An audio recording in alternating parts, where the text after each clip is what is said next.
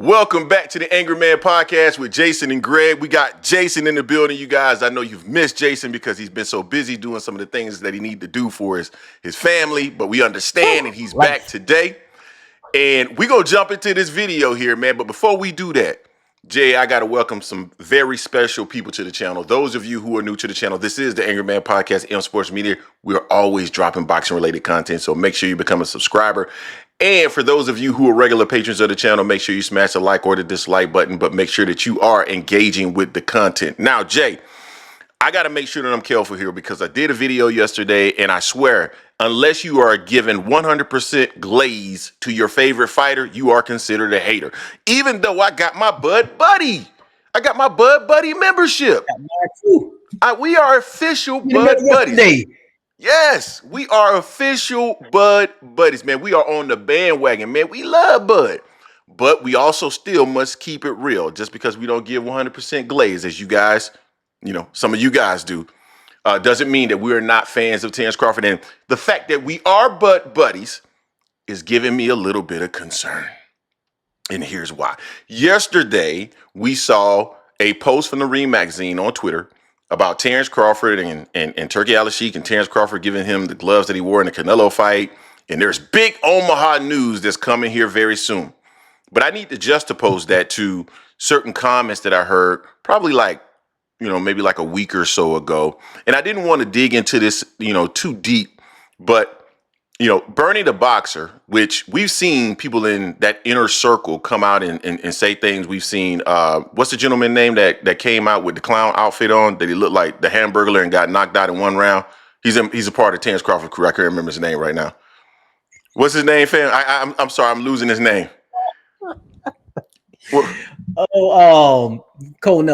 Steven Nelson. Steven Nelson. He's been on record coming out to say things, and all of these things came to fruition, right? When he talked about Errol Spence and Terence Crawford not needing to go and fight Errol Spence after what he did, and Bernie has said many things as well that ended up coming to fruition. And one of the things that Bernie talked a little bit about, Jason, is Turki Alalshikh and his willingness, the fact that he's around here trying to control Terence Crawford with his money, right? And Bernie talked about the fact that he has an issue with the fact that Turki Alalshikh is trying to use money to control Bud. Get out of here. But I don't even. Why is that even a thing, Jay? Because we understand that is what he's been doing since he's been in the game. Using money to control the fighters.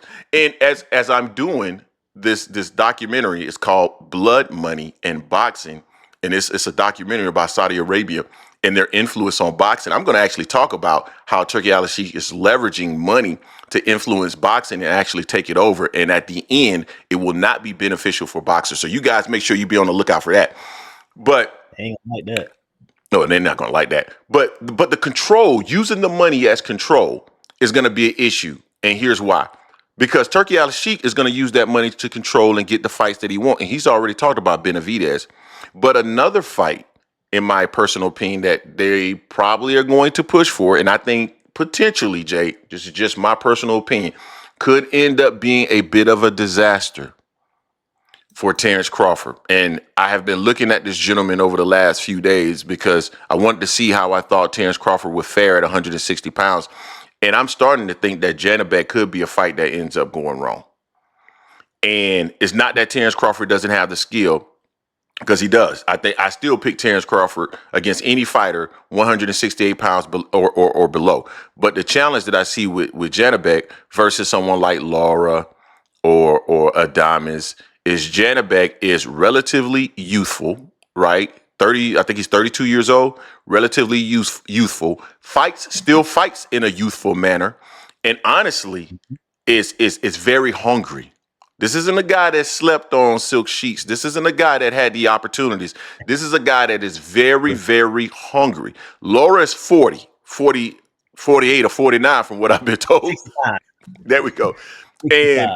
And this guy is not. So just by virtue of being a pretty sizable guy, reach, height, etc., and the fact that he is incredibly hungry, this is a dangerous fight for Terence Crawford, and one that could end up in a disaster. And if Turki Alalshikh offers the correct amount of money Terence Crawford's going to take a diff in Benavidez fight, and I don't care what nobody says, that will also end in a disaster. Jay, what are your thoughts on this? Whew, yeah, Benavidez. Oh no, that would be terrible, absolutely terrible. Janibek, that's an interesting one. Seeing how that he does have the range on, but doesn't have the experience. But be interested. To your point, dude is hungry. Well, Janibek has a 71 and a half inch reach. Oh, what's Bud have? 74. Oh, so he doesn't have he just has the height on him. Yeah. So, because they told us about the measurables, and measurables came up, with Benavidez beforehand. So I'm wrong on as far as the reach goes, but be interested. I don't know. I'm not really big on Janibek, honestly, my personal opinion. Not big. Just I've seen him fight. The last guy he fought, who was like he was a model out of Australia, wherever the guy was, and he got rid of that dude in like 5 rounds or so. So I haven't done a lot of research on Janibek, but I don't know if that'd be next for Bud though, because that's only for 1 belt. We know Bud likes to fight for at least 3 belts or so he can get them all in one shot. So it makes he's not going to go do a lot of work. He wants someone else to go collect the belts, and then he just beats that person to get the belts like that. That is a direct violation of your Bud Buddy membership. You must glaze at all time. Damn it. He can dance. Bud can dance. He was dancing good at his parade. He was dancing his butt off. So he was in there. He's showing he got some good legs. I'm jealous of him because he got good knees. Y'all know I ain't got no knees, so my bad. Please don't take this back from me. Please don't show up at my door. Anything like that. But as far as Janibek, I don't agree with you on Janibek being an issue for Bud. Even though Janibek will be hungry, I don't see that as being an issue for Bud. You think it's easy work? Yeah. So you're telling me, hold on. I want to back up. I want to make sure I understand this. So they ain't taking my Bud card. So Adames, easy work. That'd be interesting just because of the work rate and the size and the strength of Adames. I'm not really big on Janibek. But according to my Bud Buddy pass and the narratives that I'm supposed to use at any point when a specific topic comes up. Oh, here it is, right here. Adames, they sparred years ago. Bud dominated him. So again, I asked you the question based off of the criteria that I see here in my Bud Buddy welcome pack. 72. Yeah, that's page 72. Yeah, in the welcome pack. 45. Okay. So Adames, easy work. We saying Laura, easy work. Yeah.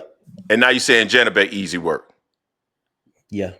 Man, listen, Terence Crawford is the most dominant fighter that we've seen in the last 10, 15 years.